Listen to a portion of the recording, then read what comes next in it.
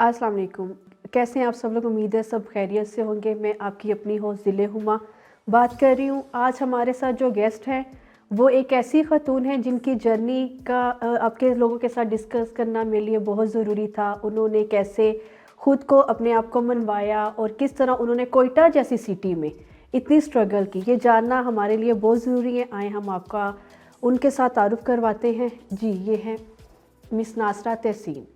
ज़्यादा ज़रूरी यही है कि ये अपना बारे में ख़ुद बताएं ताकि आप लोगों को पता चले कि ये क्या है और आज इस मुकाम तक किस तरह पहुंची है। जी ma'am. Thank you so much ज़िले उमा।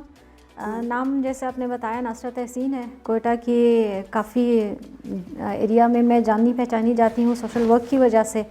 सोशल एक्टिविस्ट भी हूँ, एजुकेशनिस्ट भी हूँ, ट्रेनिंग भी देती हूँ। और मोस्ट जो मेरा अपना स्पेशलाइजेशन या एजुकेशन के हवाले से आप बात करें तो एचआर में है। मैंने ह्यूमन रिसोर्स में काम किया है, एडमिनिस्ट्रेशन में किया हुआ है। काफ़ी सारे मल्टीपल एक्सपीरियंसेस हैं मेरे। और मैंने कोयटा को तकरीबन कोई 28 ईयर्स सर्व किया है as an employ in different sectors. और जर्नी ज़ाहिर है, जर्नी किसी की भी आसान नहीं होती, हमेशा मुश्किल होती है। और मुश्किल को ओवरकम करना ही हमारे लिए ज़रूरी होता है। और ख़वातीन के लिए तो और ज़्यादा मुश्किल होता है कि उनके साथ सिर्फ जॉब एजुकेशन नहीं होती, घर और बच्चे भी होते हैं। तो इन सारी चीज़ों को पैरेलल लेकर चलना, ये हुनर भी औरत में ही होता है। मैम, यही तो हम आपसे जानना चाहते हैं कि एक मैरिड वूमेन के लिए ये जर्नी कैसे इजी थी और क्या टफ था? इसमें ऐसा क्या था कि जिसने आपको इसकी तरफ बढ़ने के लिए मोटिवेट किया और कुछ ऐसी कौन सी चीज़ें थी जो आपको पुश करती थी? देखिए, आपका सबसे पहले तो मकसद होना चाहिए ज़िंदगी का। बिल्कुल। शुरू से ही एक चीज़ होती है कि माँ बाप आपकी ग्रोथ, आपकी इन्वायरमेंट, जिस तरह आपकी कंडीशनिंग हो रही होती है ना पेरेंटल साइड से, वो बड़ा मैटर करती है कि पॉजिटिवली अगर आप ग्रो कर रहे हैं। जो हम 4 बहनें थी तो हमारे फादर ने कभी ये चीज़ हमें सेक्रीफाइस नहीं किया, डिफ्रेंशिएट नहीं की थी कि यार ये लड़कियां हैं तो पता नहीं क्या होगा। हमेशा हमें बेटा कह के ही ग्रो किया, हमारी ग्रोथ हुई। तो हमें कोई एजुकेशन में मैंने पढ़ा, शुरू से पढ़ा। और कोई ऐसी चीज़ नहीं थी जो आपको कही जा रही हो कि यार ये महफूज रखना है, ये चलना है। कोई आपको पाथ नहीं दिया जा रहा था किस तरह से चलनी है चीज़ें। लेकिन ये क्या, ट्रस्ट बिल्डिंग एक थी पेरेंट्स की, जिसके ऊपर आप चल रहे होते हो। मोटिवेशन होती है, आपके गोल्स होते हैं लाइफ के जिनको लेकर आप चल रहे होते हो। तो शादी के बाद वो चीज़ें, वो गोल्स आपके कुछ डिफ़िकल्ट हो जाते हैं, लेकिन कंसिस्टेंसी जो होती है ना, जो मुस्तकिल आप एक चीज़ करते जा रहे होते हैं, वो आपको कामयाबी की तरफ ज़रूर लेकर जाती है। rather going on the problems, why don't we seek the solutions? हम पॉजिटिवली अपनी सॉल्यूशंस को देखते हुए आगे क्यों नहीं चलते? हम अपनी पोजीशन प्रॉब्लम्स को ही क्यों लेकर चल रहे होते हैं? तो जहाँ हम प्रॉब्लम्स पे चल रहे होते हैं वहाँ फिर हमारे लिए जर्नी बहुत डिफ़िकल्ट हो जाती है। मैम, अभी आपने एक बात की कि आपने को एजुकेशन से स्टडी किया है। ठीक है। ये एक बड़ा कॉमन क्वेश्चन है कि हमारे सोसाइटी में को एजुकेशन को बुरा कहा जाता है। बिल्कुल। बट अगर मैं पर्सनली खुद इस बात को कहूँ तो मुझे लगता है कि को एजुकेशन बेस्ट है। बिल्कुल। क्योंकि इसमें एक फ़ीमेल के लिए ऐसी वो बिल्डिंग बनती है कि जिससे वो अपने लिए वे भी चूज़ कर लेती है और अदर चीज़ में वो कोई इतना इंटरेक्शन भी नहीं फील करती। बिल्कुल। तो आपके ख्याल में को एजुकेशन होना चाहिए या नहीं होना चाहिए? बिल्कुल को एजुकेशन होना चाहिए। आपको पता होना चाहिए कि जो मेल या जो बॉय आपके साथ पढ़ रहा है नर्सरी KG 1 2 प्राइमरी मिडल या आगे यूनिवर्सिटी लेवल तक, वो कोई एलियन नहीं है, वो आपको खा जाने वाला नहीं है। लेकिन एलियन समझा जा रहा है, एलियन बनाया जा रहा होता है। हमारा जो माशरा है, हमारे इर्द गिर्द की जो हमारी ख़वातीन हैं, बड़ी बूढ़ियाँ, वो उसको एक एलियन बनाकर या उसको एक, अगर ये मैं कहूँ ना, एनिमल बनाकर आपको शो कर रही होती है। आप अपनी बच्ची को ये सिखाएं कि आपने कैसे सरवाइव करना है, आपने कैसे फ़ाइट करना है इन चीज़ों को। आप अपने बच्चों को मेंटली और फिज़िकली दोनों आप उनको ग्रोथ दें। आप उन्हें प्रैक्टिस करवाएं। कराटों में डालें ना बच्चियों को, क्यों नहीं डालते? आप अपने फिजिकल एक्सरसाइजेज अगर करना चाहती हैं, अगर मेरी बेटी चाहती है फुटबॉल खेलना, मैं से क्यों रोक रही हूँ? अगर वो क्रिकेट खेलना चाहती है तो मैं क्यों रोक रही हूँ? आप उन चीज़ों को उस तरफ वो ग्रोथ नहीं दे रहे ना, हम कंडीशनिंग नहीं कर रहे बच्चों की, बच्चियों की ख़ास तौर पे। बच्चे को तो हम गली में भेज देते हैं साइकिल देकर, वो जाकर सारी साइकोलॉजी इन्वायरमेंट की ग्रैब करके आ जाता है। बच्ची को हम इजाज़त नहीं देते। तो मैम देखें, अभी आप हैं, डेफिनेटली जब भी किसी भी मैरिड वूमेन की सक्सेस हो उसके पीछे कोई ना कोई होता है। बिल्कुल। तो आपकी इस सक्सेस के पीछे कौन था? डेफिनेटली सक्सेस के पीछे मेरे हस्बैंड हैं। उनकी सपोर्ट ना हो, अगर वो ना होते, वो ना चाहते कि मैं निकलूं घर से बाहर, तो मैं तो नहीं आज आ सकती थी। वही दुपट्टों और पर्दों में कहीं बैठी अपने ख्वाबों को कूट रही होती चटनी के साथ साथ।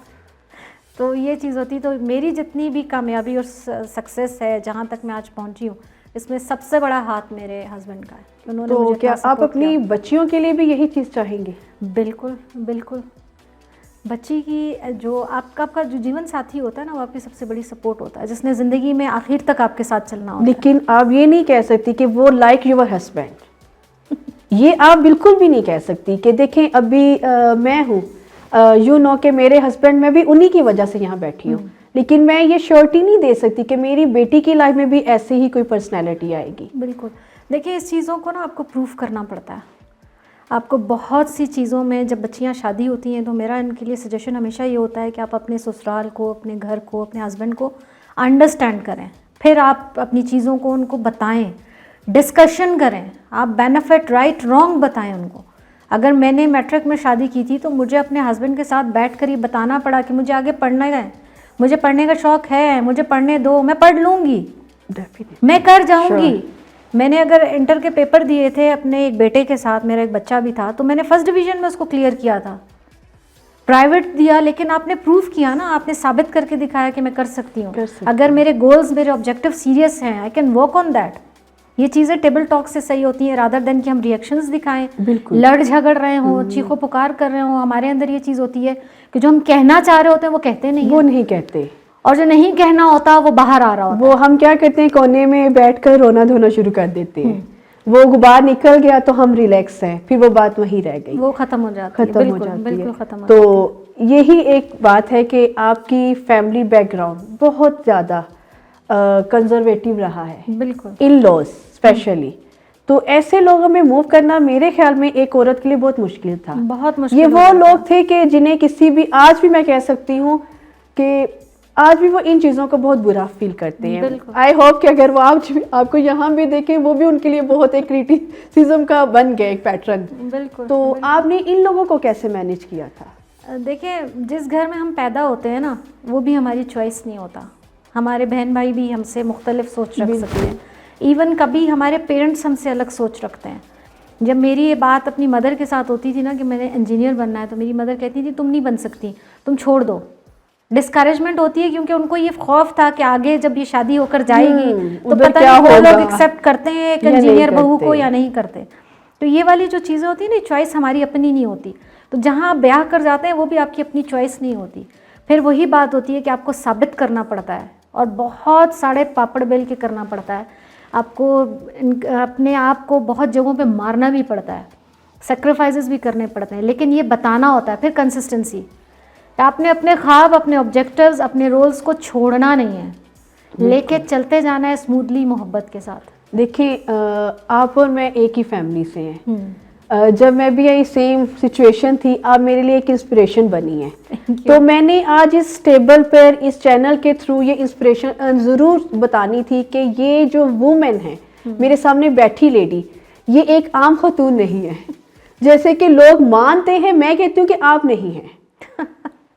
तो मैं आज आपको यही कहूँगी कि आप काइंडली, आजकल की बच्चियां जो हैं, देखें कि मॉडर्निज्म का शिकार हो रही हैं, तो काइंडली उनको आप क्या मैसेज देना चाहेंगी कि उनके लिए ये चीज़ें होनी चाहिए या नहीं होनी चाहिए? उनकी क्या गोल्स होने चाहिए इस एज में, जो 18 है, स्वीट एरा होता है? बिल्कुल। देखिए, पहली रिस्पॉन्सिबिलिटी मदर की होती है कि मदर जो है वो अपनी बेटी को किस तरह से ग्रो करती है। मैंने अभी आपको एग्जांपल दी कि मेरी मदर ने मुझे डिस्करेज किया कि नहीं, तुम इंजीनियर नहीं बन सकती, तुम छोड़ दो। मैंने अपनी बेटी को सपोर्ट किया, मैंने अपनी बेटी पे ट्रस्ट किया। Now she is a doctor. जब वो उस लेवल पे पहुंचेगी, जब वो वहाँ से चलना शुरू करेगी, अपना सफ़र शुरू करेगी, तो उसकी माँ का ट्रस्ट उसके साथ होगा। आगे जितने रास्ते होते हैं वो फिर कुदरत खुद खोलना शुरू कर देती है। Modernism is the right of the girl, और एक लेडी को भी होना चाहिए, लेकिन माँ का ट्रस्ट जो होता है ना, उसको ग्रोन करने में वो बड़ा रोल प्ले कर रहा होता है। अगर आप अपनी बच्ची की तरबियत बाकायदा तौर पे एक पौधे को पालने की तरह नहीं कर रही, अगर आप उसके एक एक लम्हे को नहीं देख रही, सो यू आर गिल्टी। अगर मैं as a mother of a girl उसको नहीं देख रही, नोटिस नहीं कर रही, उसकी तरतीब नहीं दे रही, तो that is the problem from my side, not in my girl. But ma'am ये जो हमारी जनरेशन की मदर है ये इन चीज़ों से दूर है। वो आजकल ऑनेस्टली स्पीक लाइक मी, देखे ना कि क्या है, मोबाइल है आजकल हमारा, क्या है कि बच्चा रोता है मोबाइल दे देते हैं। ये सब के सब जितनी वो कह दें आपकी बुराइयां हमने खुद उसके अंदर डाल दी हैं। फिर हम रोते हैं कि हमारा बच्चा बदतमीज होता जा रहा है। हमने तरबियत नहीं की ना। हम अपने बच्चे को, आप दीन को उठाकर देख लेना, दीन में भी आपके कहीं ये चीज़ नहीं है कि माँ का जो है वो रिस्पॉन्सिबिलिटी ये नहीं है कि वो अपने बच्चे की तरबियत ना करे। आपका काम है अपने बच्चे की तरबियत करना। और बेटी की ख़ास तौर पे अगर आप देखना चाहते हो, बेटी अपनी माँ का ख्वाब होती है, बिल्कुल अपनी माँ का कल होती है। जो चीज़ें मैंने खोई हैं वो मुझे अपनी बेटी में नज़र आती हैं। बिल्कुल। जब वो सक्सेसफुल होगी तो मुझे ये लगेगा कि मैं वहाँ पहुँची हुई हूँ। आपको सब कुछ नहीं मिल रहा होता, हर चीज़ आपको हासिल नहीं हो रही होती, लेकिन जो हासिल हो रहा होता है उससे पॉजिटिवली लेके चलना है हमें। लेकिन मैम देखिए कि आज की जो जनरेशन है, अभी रिसेंट मैंने एक विज़िट किया था किसी यूनिवर्सिटी का नाम नहीं मैं लूँगी, लेकिन वहाँ पे मैं क्या देख रही हूँ कि बच्चियाँ घरों से एक शॉल में आ रही हैं, लेकिन वहाँ आकर वो इस तरह से थी कि मैं खुद शॉक थी कि या तो ऐसे ही रहें या बिल्कुल ऐसे ना हो, कि आप दुपट्टा ले रही हैं। फिर ठीक है, वो मैं इस चीज़ को माइंड नहीं करती कि आपके पास बॉयज़ बैठे हैं या गर्ल्स बैठी हैं, वो आपके क्लास फेलोज़ हैं, वो आपके साथ बैठ सकते हैं क्योंकि आप एक को एजुकेशन में ये है। लेकिन ये चीज़ें क्यों हैं हमारी सोसाइटी में कि लड़कियों के लिए अट्रैक्शन क्यों बनी हुई है? बिल्कुल, क्योंकि हम ना बीइंग अ मदर या बीइंग पेरेंट्स, फादर का भी रोल इसमें आ जाता है, हम ट्रस्ट नहीं कर रहे होते अपने बच्चों को। नहीं मैम सॉरी, देखिए कि कोई भी मदर या पेरेंट्स, मैं नहीं कहती कि फादर ये चाहेगा कि मेरी बेटी ऐसा करे, वो ट्रस्ट होता है तो वो को एजुकेशन में भेजते हैं, मेरा ये मानना है बिल्कुल पर्सनली। लेकिन बच्ची उनको क्यों इस तरह से डिसीव करती है? हमारा कम्युनिकेशन गैप होता है ना, हम अपने बच्चों के साथ वो चीज़ें डिस्कस नहीं कर रहे होते। जो बाहर वाला सिखाए या बाहर वाला नोटिस करे वो मैं क्यों नहीं बता रही। हम हेजिटेट क्यों होते हैं ना बच्चों को बताने के लिए? हम हेजिटेंट होते हैं और हमारी जो परवरिश होती है ना उसमें कहीं ना कहीं कोई बात होती है, कुछ रह जाता है, कोई ट्रस्ट एलिमेंट लैक कर रहा होता है। यही चीज़ होती है जो अब ड्यूल पर्सनैलिटी के तौर पर जो है वो फिर बच्चियाँ आगे जा रही होती हैं। आपने या तो डांटा होता है अपनी बेटी को कि आपने पर्दे में रहना है, आपने चादर पहन के रखनी है, बाहर ऐसा हो जाएगा वैसा हो जाएगा। जब आप ये चीज़ें कर रहे होंगे ना तो बच्चा आपका यकीनन आपको डिच करेगा, आपको धोखा देगा। तो आपके ख्याल में क्या करना चाहिए? एक इस हवाले से आप बताएं, हमारी सोसाइटी में ऐसा क्या होना चाहिए कि बच्चे बच्चियां इस तरफ नहीं जाने चाहिए? देखिए बच्चों की तरबियत में पहला रोल उनकी माँ बाप का होता है। अभी आपने खुद ही अपने सवाल में ये बात कही कि हम अपने बच्चों को मोबाइल्स पकड़ा देते हैं। बिल्कुल। तो मैं क्या ग्रोथ कर रही हूँ उसकी? वो चाहे 1 साल का या 10 साल का, मुझे पता है कि मेरी जान छोड़ के रखेगा, ना पढ़ने का कहेगा ना खाने का कहेगा, वो बैठा रहेगा और मैं खुद भी मोबाइल में लगी रहूँगी। Simple is that. बिल्कुल कि हम दोनों ही जब एक ही पैटर्न, तो वो आपके डिफरेंसेस और डिस्टेंसेस नहीं कवर कर पा रही होती ना वो चीज़ें जी। जो क्वालिटी टाइम माँ को अपने बच्चों को तरबियत में देना चाहिए वो हम नहीं दे रहे। जो बच्चा अपनी माँ से लेना चाहिए वो नहीं ले रहा। गैप आ रहा है ना, वो गैप बढ़ता जा रहा है। बिल्कुल। वो इतना रैपिडली बढ़ जाता है कि फिर हम अपने बच्चे को ये बात कह ही नहीं पाते। अब मैं खुद सारा दिन मीम्स देख रही हूँ मोबाइल पे, मैं रील्स देख रही हूँ। How could I ask my child कि तुम मत देखो, पढ़ो बैठ के। तो वो तो डेफिनेटली देखेगा कि मेरी मदर जो कह रही वही मैं करूँगा। Children do what you do, they won't do what you से। वो कभी भी आपके कहने पे नहीं जाएगा। आप 5 वक्त की नमाज पढ़े, आपका बच्चा ज़रूर पढ़ेगा, वो देख देख के सीखेगा। वो फॉलो करेगा ना आपको। Your actions to be followed, your words not. लेकिन मैम देखिए एक चीज़ आती है हमारे, अभी देखिए एक बहुत कॉमन चीज़ है ना कि हमने बच्चे हैं हमारे, अब हमने उन बच्चों को, ठीक है एक मदर ने उनको बहुत अच्छा उनके मतलब ट्रेनिंग कर दी है, लेकिन वही बच्चे जो हैं कि सम टाइम, मैंने बहुत सारे घरों में वो बच्चे देखे हैं कि वो अपने पेरेंट्स को वो टाइम भी नहीं देते जो एक क्वालिटी टाइम है, इवन के पेरेंट्स के पास भी नहीं है। अभी वो एक रेस है कि हमने पैसा कमाना है, हमने गाड़ी भी अच्छी देनी है, मोबाइल भी देना है, इंस्टीट्यूट भी अच्छे लेने हैं, बट हमने उनको एक वो क्वालिटी टाइम नहीं देना। ये जो क्वालिटी टाइम ना देना, ये इस रेस में भर चुका है ना कि पैसे कमाने की, तो इसको पेरेंट्स किस तरह कवर करेंगे? देखिए इस पे वर्कआउट तो आपको करना पड़ेगा। जो चीज़ आप हार्ड होती है ना आपके ऊपर, आपको लग रही हो सख्त के नहीं करनी चाहिए, मतलब होता है कि वो ठीक है। हमें बहुत मुश्किल होती है अपने आप को जिस जगह तक हम पहुंच सके हैं वहाँ से वापस लाने में। हम खुद कंपोज्ड नहीं है, हम खुद कंडीशनड नहीं है, हम खुद डिसिप्लिन्ड नहीं है। ये सब चीज़ें हमें करनी पड़ेंगी अगर हम ये एक्सपेक्टेशन अपने बच्चों से रखते हैं, तो पहले खुद डिसिप्लिन्ड हो जाएं। आपके ख्याल में मैम वैसे आजकल की जो जनरेशन है बच्चियाँ, इनके लिए कोई मैसेज ऐसा? कि आप देखें ना यहाँ तक पहुंची हैं। डेफिनेटली हर घर में एक ऐसा इन्वायरमेंट होता है कि पेरेंट्स, मदर अगर मानती है कि बच्ची ने कुछ बनना है तो फादर उस पर विलिंग नहीं है, अगर फादर विलिंग है तो मदर का माइंड नहीं होता। तो आपके ख्याल में क्या मदर या फादर की कोऑर्डिनेशन तो डेफिनेटली होनी चाहिए एक दूसरे की, तो क्या वो बच्ची इस किस्म के इन्वायरमेंट में क्या एक्शन ले? लेकिन पहले तो वही होता है कि कम्युनिकेशंस हमारी बहुत वीक है, वो चाहे किसी के एंड पर भी हो। लेकिन मेरा सजेशन बच्चियों के लिए हमेशा ये होगा कि अपना गोल्स ज़रूर सेट करें, अपनी लाइफ में अपने ऑब्जेक्टिव ज़रूर रखें, अपने आप को फाइनेंशियल फ्री ज़रूर रखें। फाइनेंशियल इंडिपेंडेंस खातून की लाइफ में होना ही चाहिए है, चाहे आप किसी भी लेवल के, किसी भी एवरेज के लोगों के साथ हों। आपके हस्बैंड बिलियनियर हो सकता है, आपके फादर बिलियनियर हो सकते हैं, भाई हो सकते हैं, but you must be billionaire and millionaire. आपको भी एक रेपो बनानी है, एक मकाम बनाना है, अपने ऑब्जेक्टिव्स के साथ चलना है। मैम, जाते जाते आपसे एक आखिरी सवाल है, आप कोई मैसेज देना चाहे आजकल के बच्चे बच्चियों पेरेंट्स के लिए आप दें, क्योंकि हमारे पास टाइम बहुत शॉर्ट रह गया है। फिर इंशाल्लाह किसी और प्रोग्राम में आपके साथ ज़रूर गपशप होगी। काइंडली आप। बिल्कुल, thank you so much for the channel to inviting मी।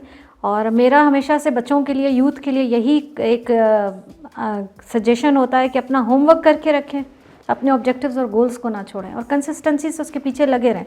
खुद ब खुद गोल आपके अचीव होना शुरू हो जाते हैं। अल्लाह पाक खुद मदद करता है। Thank you.